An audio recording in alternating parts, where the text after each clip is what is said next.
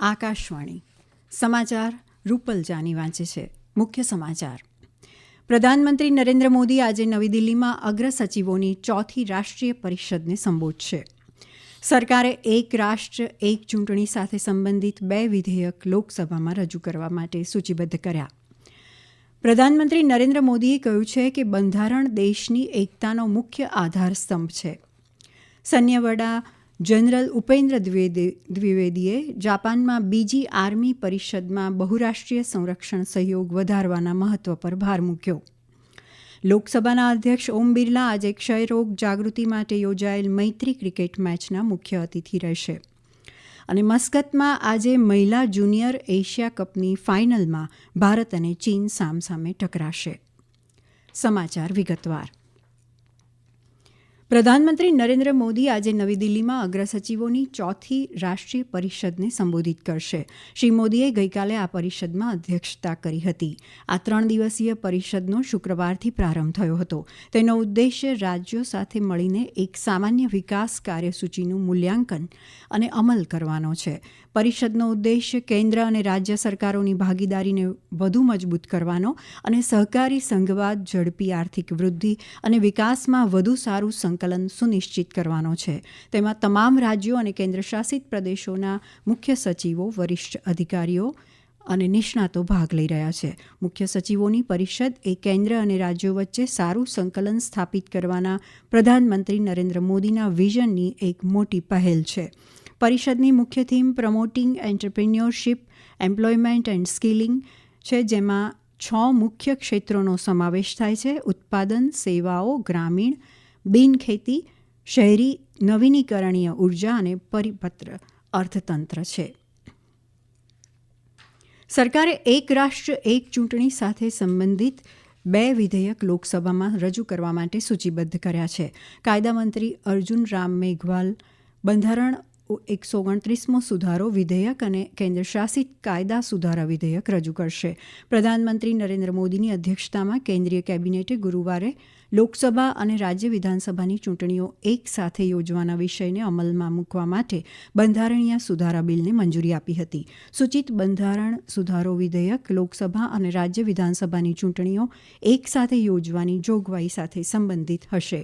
પૂર્વ રાષ્ટ્રપતિ રામનાથ કોવિંદના નેતૃત્વમાં વન નેશન વન ઇલેક્શન પરની ઉચ્ચસ્તરીય સમિતિએ દેશમાં લોકસભા અને રાજ્ય વિધાનસભાની ચૂંટણીઓ એક સાથે યોજવાની ભલામણ કરી હતી.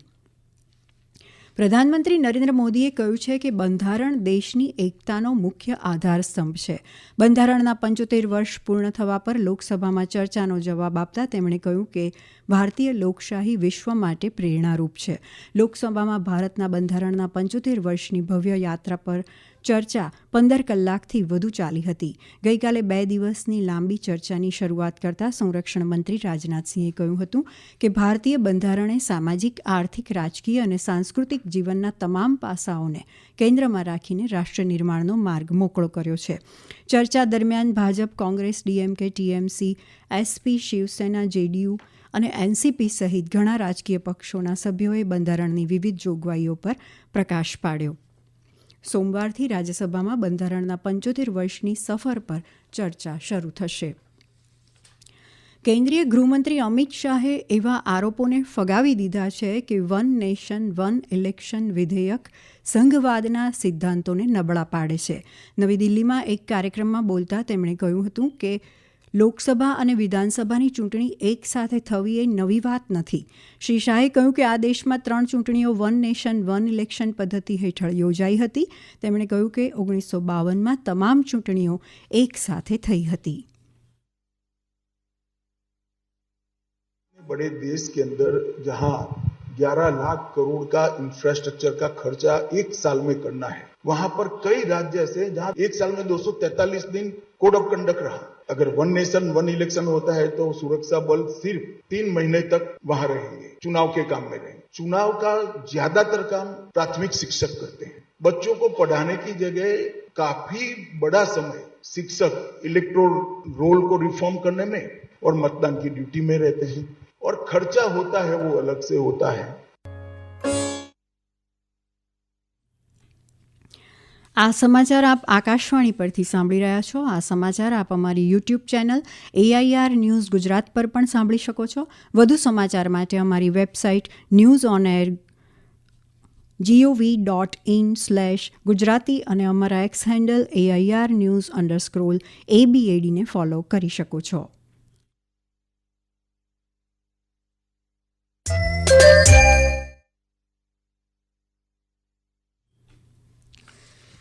સૈન્યના વડા જનરલ ઉપેન્દ્ર દ્વિવેદીએ જાપાનમાં આયોજિત બીજી આર્મી પરિષદમાં વર્ચ્યુઅલ સંબોધનમાં બહુરાષ્ટ્રીય સંરક્ષણ સહયોગ વધારવાના મહત્વ પર ભાર મૂક્યો. હિન્દ મહાસાગર ક્ષેત્રમાં ભારતની સુરક્ષા અને વ્યૂહાત્મક પરિપ્રેક્ષ્ય પર પ્રકાશ પાડ્યો હતો. આ પરિષદમાં Japan, America, Australia, Indonesia, Philippines અને કોરિયા રિપબ્લિક સહિત અનેક દેશોના સેના પ્રમુખો અને વરિષ્ઠ જનરલોએ ભાગ લીધો હતો. શ્રી દ્વિવેદીએ પ્રાદેશિક સ્થિરતા અને મુક્ત, ખુલ્લા અને સમાવેશી પ્રશાંત ક્ષેત્ર માટે ભારતની પ્રતિબદ્ધતાનો પુનરોચ્ચાર કર્યો હતો. આ પરિષદ સંરક્ષણ સંબંધોને મજબૂત કરવા અને શાંતિપૂર્ણ, સ્થિર અને સુરક્ષિત પ્રશાંત ક્ષેત્રને પ્રોત્સાહન આપવા માટે પ્રાદેશિક અને વૈશ્વિક શક્તિઓ વચ્ચે વધતી પ્રતિબદ્ધતાનો પુરાવો છે. લોકસભાના અધ્યક્ષ ઓમ બિરલા આજે ક્ષયરોગ જાગૃતિ માટે યોજાયેલ મૈત્રી ક્રિકેટ મેચના મુખ્ય અતિથિ રહેશે. તેમાં તમામ રાજકીય પક્ષોના પસંદગીના સાંસદો ભાગ લેશે.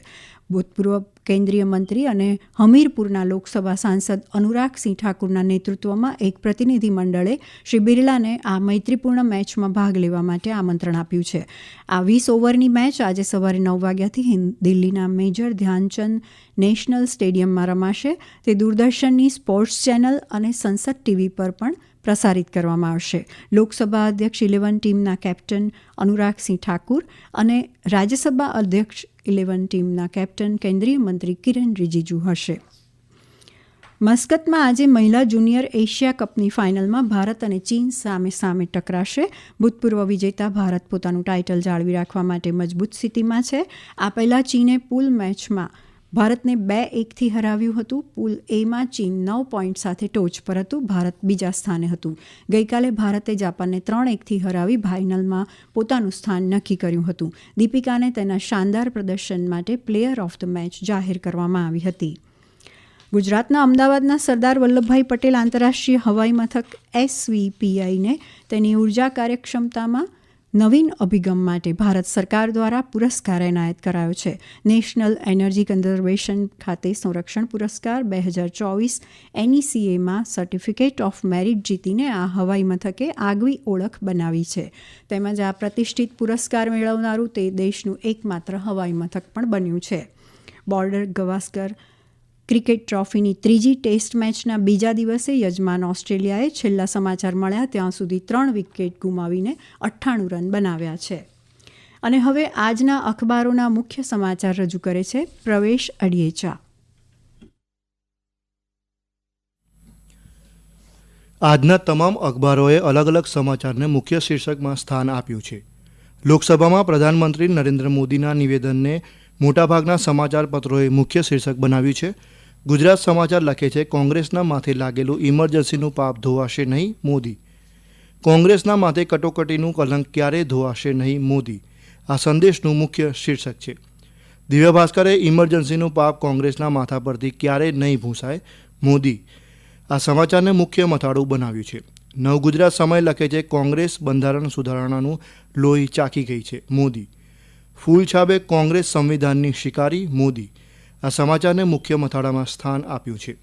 સંવિધાન પર ચર્ચા, प्रधानमंत्री मोदी ने किया विपक्ष पर पलटवार, बोले देश को नुकसान पहुंचाने वाले इकोसिस्टम को उसी भाषा में देंगे जवाब. आ राजस्थान पत्रिकाનું મુખ્ય શીર્ષક છે.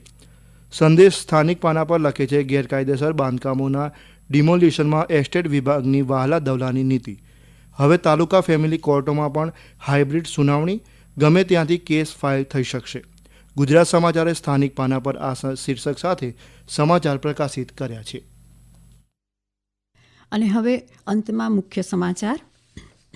પ્રધાનમંત્રી નરેન્દ્ર મોદી આજે નવી દિલ્હીમાં અગ્ર સચિવોની ચોથી રાષ્ટ્રીય પરિષદને સંબોધશે. સરકારે એક રાષ્ટ્ર એક ચૂંટણી સાથે સંબંધિત 2 વિધેયક લોકસભામાં રજૂ કરવા માટે સૂચિબદ્ધ કર્યા. પ્રધાનમંત્રી નરેન્દ્ર મોદીએ કહ્યું છે કે બંધારણ દેશની એકતાનો મુખ્ય આધારસ્તંભ. લોકસભાના અધ્યક્ષ ઓમ બિરલા આજે ક્ષયરોગ જાગૃતિ માટે યોજાયેલ મૈત્રી ક્રિકેટ મેચના મુખ્ય અતિથિ રહેશે. આકાશવાણી પરથી સમાચાર પૂરા થયા.